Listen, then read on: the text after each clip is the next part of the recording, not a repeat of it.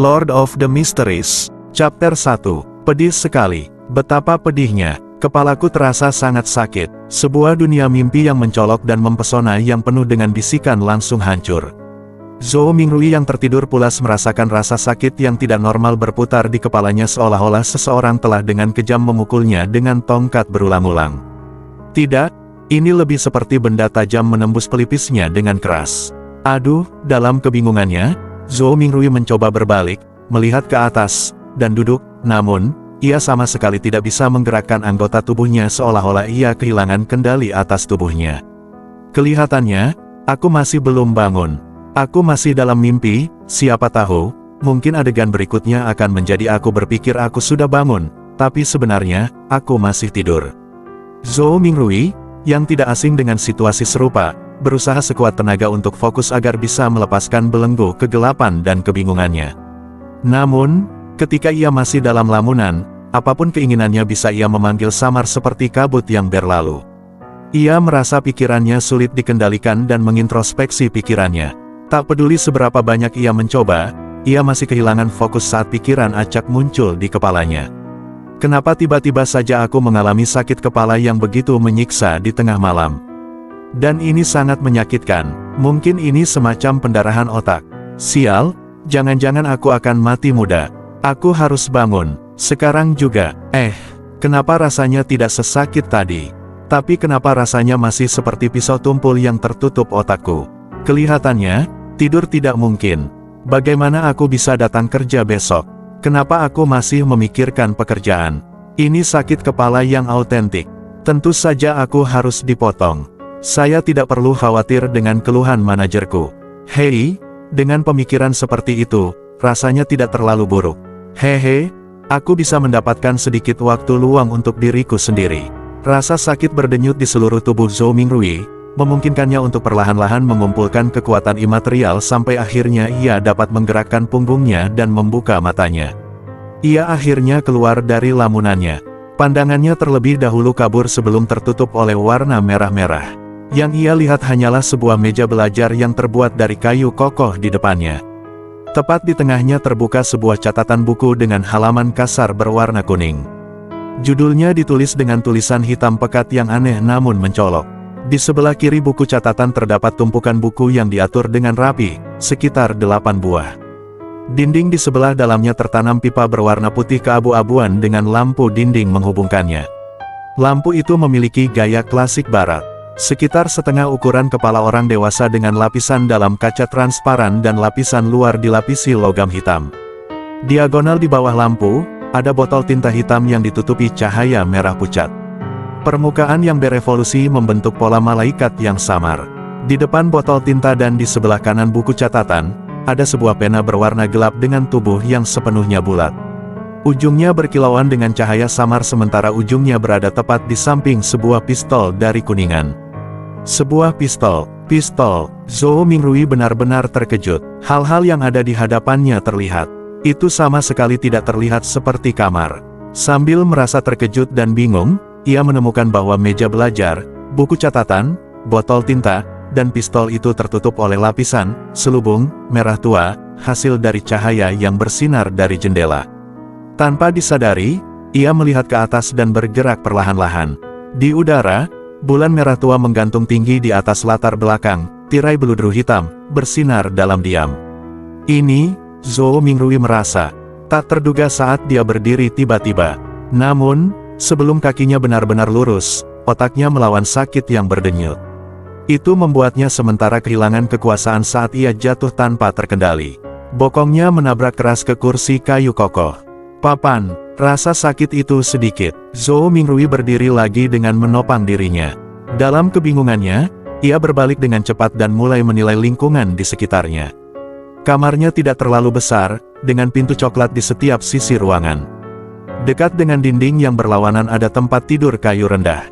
Antara tempat tidur dan pintu kiri ada lemari. Kedua pintunya terbuka lebar dan di bawahnya ada 5 laci. Di samping lemari, ada pipa berwarna putih keabu-abuan yang sama di dinding setinggi seseorang. Namun, itu terhubung dengan sebuah alat mekanis aneh dengan roda gigi dan bantalan yang terbuka di beberapa tempat. Barang-barang yang menyerupai kompor batubara duduk di sudut kanan ruangan dekat meja, bersama dengan panci sup, panci besi, dan alat dapur lainnya. Di seberang pintu kanan terdapat cermin rias dengan 2 retakan. Bagian bawahnya terbuat dari kayu dan polanya sederhana. Sambil mengamati sekilas, Zhou Mingrui memperhatikan dirinya di cermin, dirinya yang sekarang. Rambut hitam, pupil coklat, kemeja linen, tubuh yang kurus, fitur wajah yang biasa saja, dan garis yang agak dalam. Ini, Zhou Mingrui langsung menarik napas saat banyak tebakan yang tak berdaya dan bingung muncul dalam pikirannya. Revolver bergaya Eropa kuno dan bulan merah tua yang berbeda dari bulan di bumi hanya bisa berarti satu hal. Mungkinkah aku telah merekamnya? Zhou Mingrui membuka mulutnya sedikit. Ia telah tumbuh dengan membaca web novel dan memimpikannya adegan seperti ini. Namun, ia sejenak merasa sulit menerima situasi ketika ia menemukan dirinya berada di dalamnya. Ini mungkin yang disebut cinta fantasi satu. Dalam sekejap, Zhou Mingrui telah mengutuk dirinya sendiri sambil mencoba membuat yang terbaik dari situasi yang buruk. Seandainya bukan karena sakit kepala yang masih berdenyut dan membuat pikiran tegang tapi jernih, ia pasti akan berasumsi bahwa ia sedang bermimpi. Tenang, tenang, tenang. Setelah beberapa tarikan napas dalam, Zhou Mingrui berusaha keras untuk menghentikan ketakutan.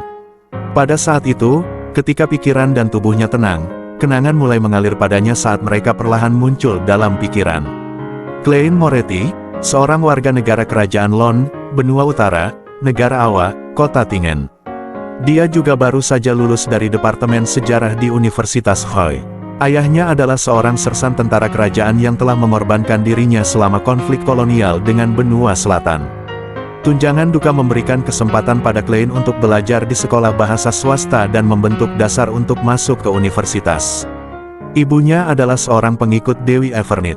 Dia meninggal dunia ketika Klein lulus ujian masuk Universitas Hoi. Dia juga memiliki seorang kakak laki-laki dan adik perempuan. Mereka tinggal bersama di sebuah apartemen 2 kamar. Keluarga mereka tidak kaya dan keadaannya bahkan dapat digambarkan sebagai kurang sejahtera. Saat ini, keluarga tersebut didukung sepenuhnya oleh kakak laki-laki yang bekerja di sebuah perusahaan impor dan ekspor sebagai seorang pegawai. Sebagai lulusan sejarah, Klein menguasai pengetahuan tentang bahasa Vesak kuno, yang dianggap sebagai asal dari semua bahasa di benua utara, serta bahasa Hermes yang sering muncul di makam kuno serta teks mengenai ritual pengorbanan dan doa. Bahasa Hermes. Pikiran Zhou Mingrui bergerak saat ia mengulurkan tangannya untuk menggosok pelipis yang sakit berdenyut. Ia memandang meja dengan buku catatan terbuka. Ia menyadari bahwa teks di atas kertas kuning berubah dari aneh menjadi asing, lalu berubah dari asing menjadi sesuatu yang familiar. Kemudian berubah menjadi sesuatu yang bisa dibaca. Itu adalah teks yang ditulis dalam bahasa Hermes. Tinta gelap menulis sebagai berikut. Semua orang akan mati, termasuk aku. Set, Zhou Mingrui merasa tak terduga ketakutan. Ia dengan memulai mundur dalam upaya untuk menambah jarak antara dirinya dan catatan buku, serta teks di atasnya. Dalam keadaan yang sangat lemah, dia hampir jatuh tapi berhasil mengulurkan tangan dengan tergesa-gesa untuk memegang pinggiran meja. Ia merasa bahwa udara di sekitarnya bergejolak seolah-olah ada bisikan samar-samar yang menggema di dalamnya. Perasaan itu sama seperti mendengarkan cerita horor yang diceritakan oleh para orang tua ketika ia masih kecil. Ia terkekeh, percaya bahwa semuanya hanyalah ilusi. Zhou Mingrui menemukan keseimbangannya dan mengalihkannya dari catatan buku saat ia bernapas dengan berat. Kali ini, mixer jatuh pada pistol berkilauan dari kuningan. Ia tiba-tiba memiliki pertanyaan dalam dirinya. Dengan situasi keluarga Klein, bagaimana mereka bisa memiliki uang atau cara untuk membeli pistol? Zhou Mingrui tidak bisa menahan kerut di dahinya. Saat sedang dalam pemikiran mendalam, tiba-tiba ia menemukan sidik jari merah di samping meja. Warna sidik jari menjangkau lebih gelap dari cahaya bulan dan jauh lebih tebal dari jilbab. Itu adalah sidik jari berdarah.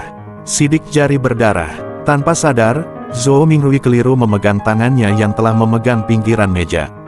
Ketika ia melihat ke bawah, ia melihat bahwa telapak tangan dan jari-jarinya tertutupi darah. Pada saat yang sama, rasa sakit berdenyut di kepalanya terus-menerus. Meskipun sudah sedikit melemah, rasa sakit itu tak henti-hentinya.